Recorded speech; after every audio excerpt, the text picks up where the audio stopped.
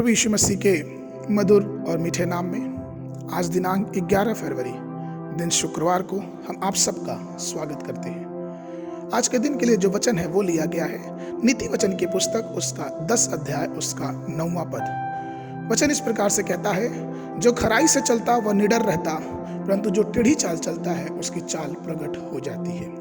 प्रभु में मेरे प्रिय लोगों, नीति वचन की पूरी पुस्तक जो है वो खराई से परमेश्वर के सामने चलने में बहुत विशेष ध्यान देती है। अखंडता क्या है? अगर हम आम तौर पे अखंडता शब्द का तात्पर्य निकालेंगे तो ये वो होता है कि जो सत्य से विशेष तरफ से जुड़ा हुआ हो, एक ऐसा गुण जिसमें छल ना हो, जिसमें किसी तरह की बेईमानी ना हो, लेकिन उसमें गुणवत्ता होती जाए, उसमें गुण और ईमानदारी और खराई की बात होती जाए। और यही तो बात परमेश्वर हमारे और आपके जीवन से चाहता है। वो चाहता है कि हम सत्यनिष्ठ होके, हम अच्छे गुणों से भर के हम परमेश्वर के सामने खराई से अपने जीवन को जिए। कई लोग बुद्धिमान होते हैं, कई लोग बहुत सारा ज्ञान पा लेते हैं, लेकिन जीवन में खराई से चलने के लिए वो अब चल नहीं पाते हैं। वचन में लिखा है कि नूह एक धर्मी व्यक्ति था और परमेश्वर ने उसको सब पीढ़ियों के ऊपर सिद्ध ठहराया, सिर्फ इसलिए क्योंकि वचन उत्पत्ति की पुस्तक उसका 6 अध्याय उसके 8वें पद में बताता है कि वह सबसे खरा मनुष्य था। उसकी खराई परमेश्वर के सामने एक गवाही के रूप में थी और यहोवा ने नूह को उस समय की सब पीढ़ियों के बीच में उसे खरा, उसे ईमानदार, उसे धर्मी पाया था।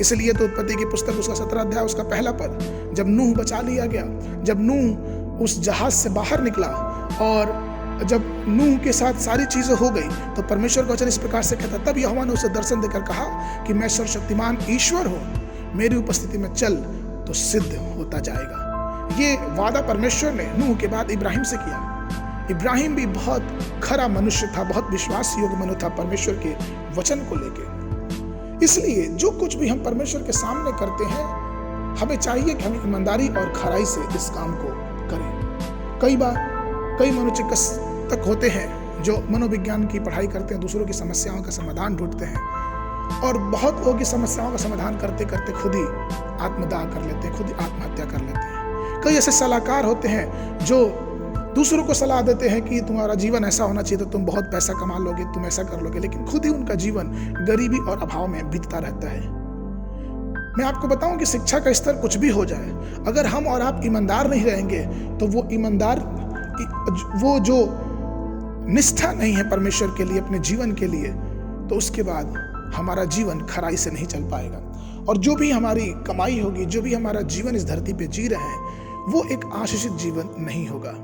इसलिए परमेश्वर के प्रिय लोगों, हमें और आपको इस बात को ध्यान रखना है कि परमेश्वर के सामने जब हम संसार में हैं तो सिर्फ एक बात जो कि बहुत ही जरूरी है, वो है परमेश्वर के सामने अपने जीवन को खराई से व्यतीत करना।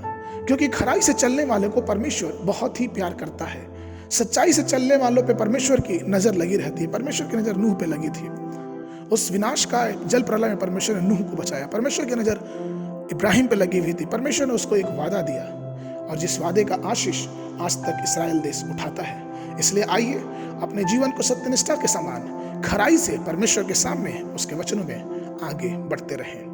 आज के वर्णन के लिए जो पद लिया गया है वो पाया जाता है व्यवस्था विवरण की पुस्तक उसका 18 अध्याय उसका 13 पद। वचन इस प्रकार से कहता है, तू अपने परमेश्वर यहोवा के सन्मुख सिद्ध बना रहना।